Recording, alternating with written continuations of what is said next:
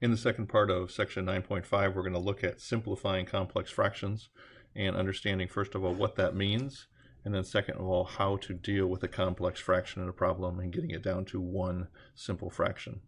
So I have three examples of a complex fraction here, and a complex fraction very simply is a rational expression with a fraction in both the numerator and in the denominator.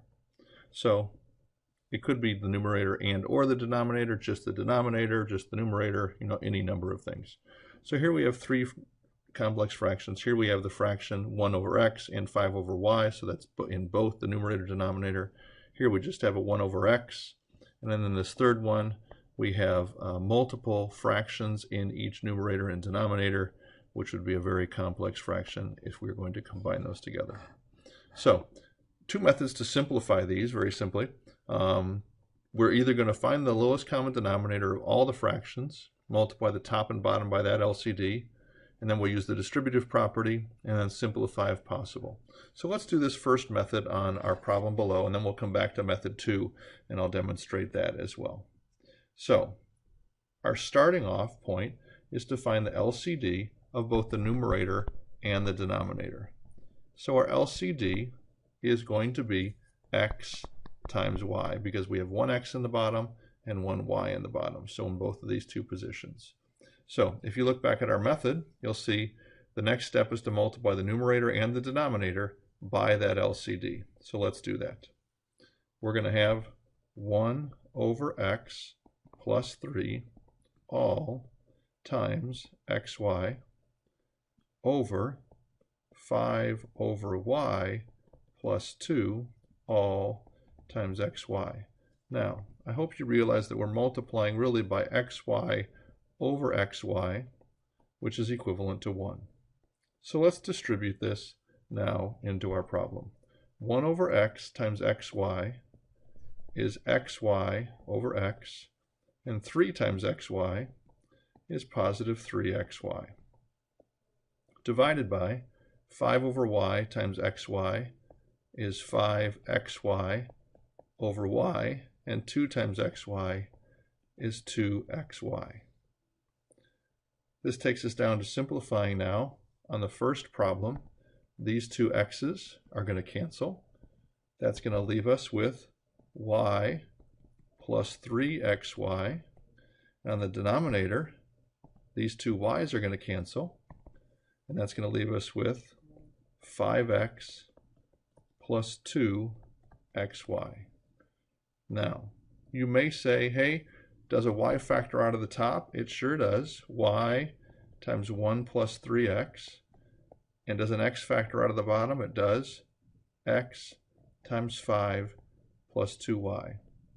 But because nothing cancels from the remaining parts, we can either have the line right above up here or the final line as our feasible answer for the problem. So I'm going to put a box around both of them as possible answers for the problem. So that's method 1, finding an LCD, multiplying the top and bottom by that LCD, and then simplifying the result. Let's look at method 2. Method 2 says we're going to simplify the numerator and denominator separately, then we're going to write it as a division problem, then multiply by the reciprocal, and then simplify from there if at all possible. So let's take a look at what this second method is going to look like. First of all, the LCD in the numerator is going to be very simply x, and the LCD in the denominator is going to be y. So I'm going to multiply the 3 times x over x.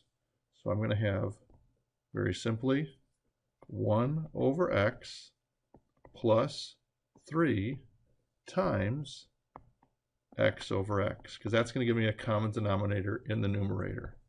In the denominator, I'm going to have 5 over y plus 2. In the denominator, I want to have a common denominators of y, so y over y.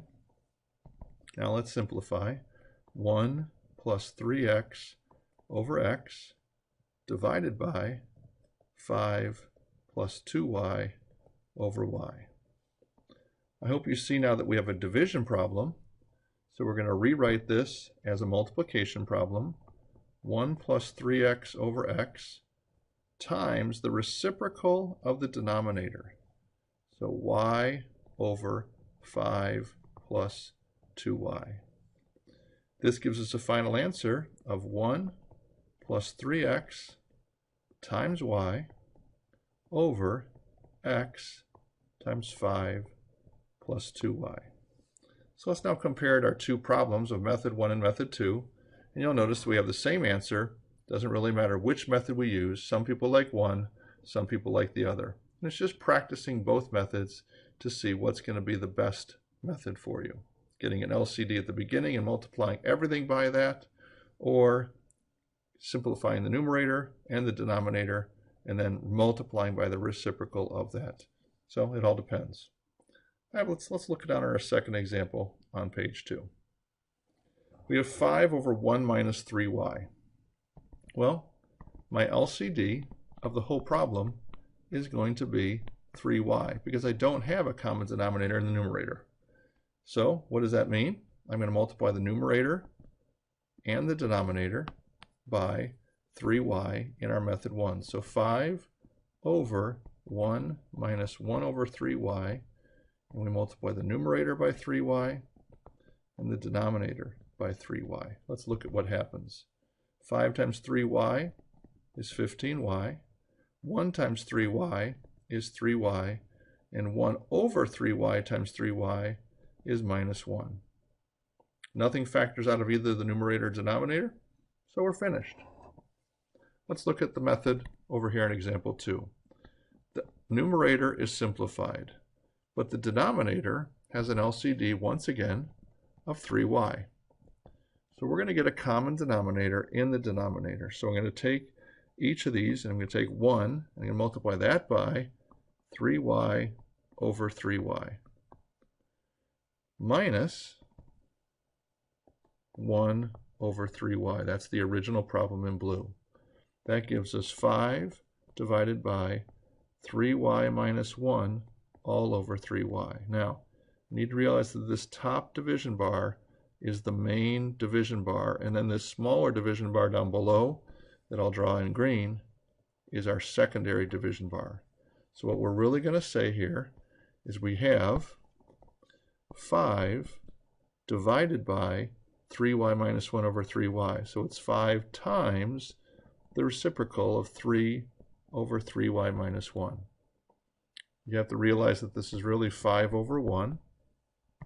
So my answer is 15y over 3y minus 1. Now, as we compare method 1 and method 2 on this problem, I think it's simple to say that method 1 was the easier method. So it all depends, as you get used to these and better at them, which method you like to use more. Let's look at example 3. Our LCD is x plus y. Okay, that's a binomial, two terms added together. And so we're going to multiply. I'm going to choose method 1, and I'm going to choose to take my original problem and multiply the top and the bottom by my LCD, which is x plus y over x plus y. Here we go. 4 times x plus y is 4x plus 4y. 1 times x plus y is x plus y. 2 divided by x plus y times x plus y, the x plus y's cancel, and that leaves me with 2. That's going to give me a final answer of 4x plus 4y over x plus y plus 2. Nothing changed from our second step to our third step. All right, so this is how we simplify complex fractions using either method, 1 or 2, multiplying by the LCD of the top and the bottom, or simplifying each fraction and going from there.